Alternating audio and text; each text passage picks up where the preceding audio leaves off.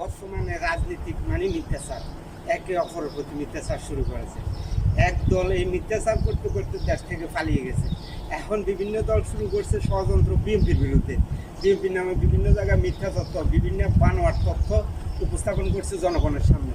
তো এই মিথ্যা তথ্য দিয়ে যে দল টিকতে পারে নাই, দেশ থেকে পালাইতে হয়েছে।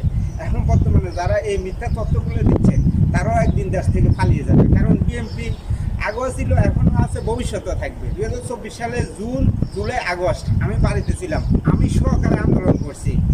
আন্দোলন করি এই দেশ থেকে একটা দল বিতাড়িত হয়েছে এই মিথ্যাচার করার কারণে। আজকে কতগুলো গোষ্ঠী বিএনপির বিরুদ্ধে লেগে গেছে, বিভিন্ন মিথ্যা তথ্য দিয়ে বিভিন্ন মানুষকে বিভ্রান্তি করতে আছে। তো এই মিথ্যা আপনি যখন ছড়াবেন, সেই মিথ্যার অপবাদ নিয়ে আপনাকে দেশ ছাড়তে হবে।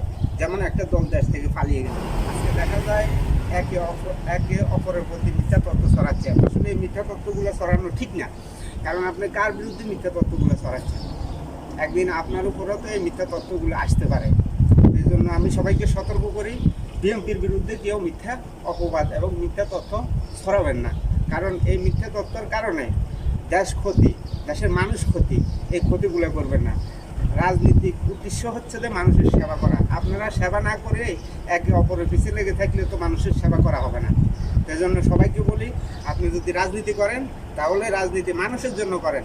রাজনীতি আপনার ব্যক্তিগত ব্যবহারের জন্য আপনি রাজনীতি করবেন না। রাজনীতি করবেন জনগণের জন্য। জনগণের যেভাবে ভালো হয় ঠিক সেভাবে রাজনীতি করেন। আসসালামু আলাইকুম।